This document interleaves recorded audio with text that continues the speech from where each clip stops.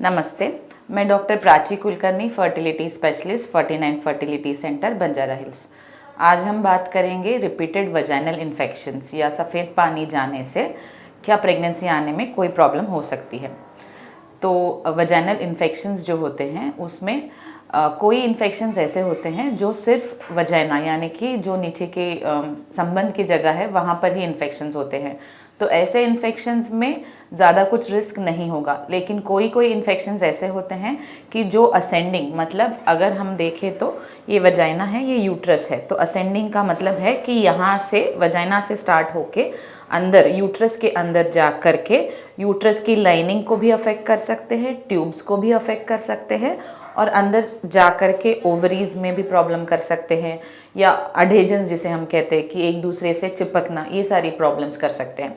तो कौन से ऐसे इन्फेक्शंस होते हैं? सो वजाइनल इन्फेक्शंस जो होते हैं उसमें जिसमें हम कहते हैं कि वाइट डिस्चार्ज यानी कि कर्डी वाइट अगर डिस्चार्ज है तो मोस्टली वो फंगल इन्फेक्शंस रहते हैं। तो फंगल इन्फेक्शन का जो रीज़न होता है वो कभी कभी जो वजाइना का पीएच है वो ऑल्टर होने की वजह से, या जिन पेशेंट्स का वज़न बहुत ज़्यादा है उनमें काफ़ी बार ऐसा होता है कि ह्यूमिडिटी और हाई टेम्परेचर उस एरिया में आने के वजह से ये इन्फेक्शंस हो जाते हैं।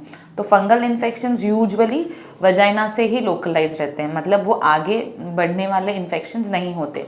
तो ऐसे इन्फेक्शंस के लिए हम जो कर देते हैं मेडिसिन वो एक पेसरी के रूप में होता है, यानी कि टैबलेट्स होते हैं जो आपको इंसर्ट करने होते हैं वजाइना में।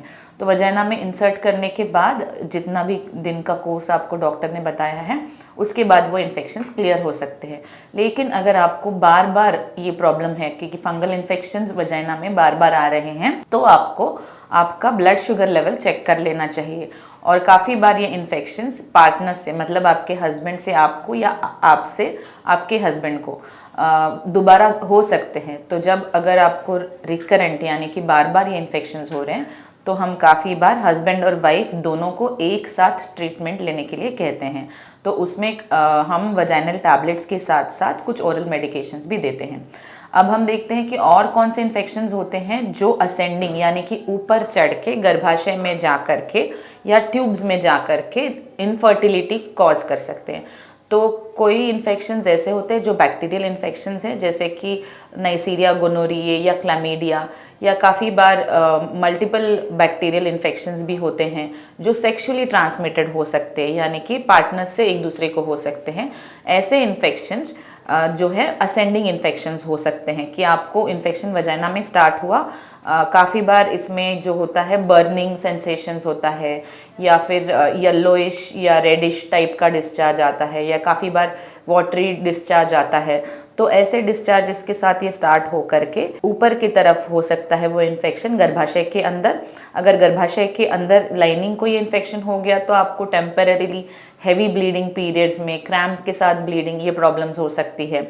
और अगर ये इन्फेक्शन आगे चल करके ट्यूब्स में गया तो अगर ट्यूब्स अफेक्ट हो गए तो ट्यूब में काफ़ी बार ट्यूब ब्लॉक होना या फिर ट्यूब्स में पानी भरना, जिसे हम हाइड्रोसाल्पिंग्स कहते हैं, ये प्रॉब्लम्स आ सकती है। अगर ये इन्फेक्शन ट्यूब से भी आगे चल करके ओवरीज को अफेक्ट किया, यानी कि अब्डोमिनल कैविटी में इन्फेक्शन चले गया और आपके ओवरीज को अफेक्ट किया, तो ओवरी में एब्सेस होना या ओवरी में बड़े सिस्ट होके वहाँ पे पस टाइप फ्लूइड जमा हो सकता है, ये प्रॉब्लम्स हो सकती है। तो इसे हम कहते हैं पीआईडी यानी कि पेल्विक इन्फ्लेमेटरी डिसीज़।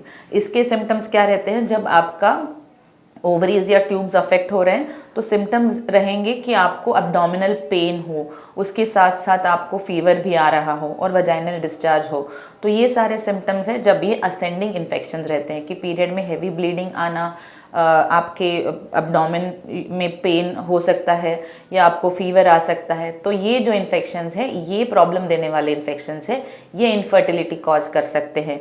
अगर आपकी ट्यूब डैमेज हो गई, ब्लॉक हो गई या पानी भर गया तो वो ट्यूब्स काम नहीं कर सकती, तो आपको नेचुरली या आईयूआई में प्रेगनेंसी आने का चांसेस कम हो जाता है। तो अगर आपको वजाइनल इन्फेक्शंस हो रहे हैं तो आप ज़रूर आपके फर्टिलिटी कंसल्टेंट को जा कर के उनके सलाह से ट्रीटमेंट ले। और अगर आपको पीआईडी टाइप सिम्टम्स मालूम हो रहे हैं, जैसे कि पेट में दर्द हो रहा है, उसके साथ साथ आपको वजाइनल डिस्चार्ज भी आ रहा है, फीवर भी आ रहा है, तो ऐसा इन्फेक्शंस में आपको तुरंत ट्रीटमेंट लेना और कंप्लीट ट्रीटमेंट लेना बहुत ज़रूरी है, ताकि आपकी फ्यूचर फर्टिलिटी पे असर ना हो। धन्यवाद।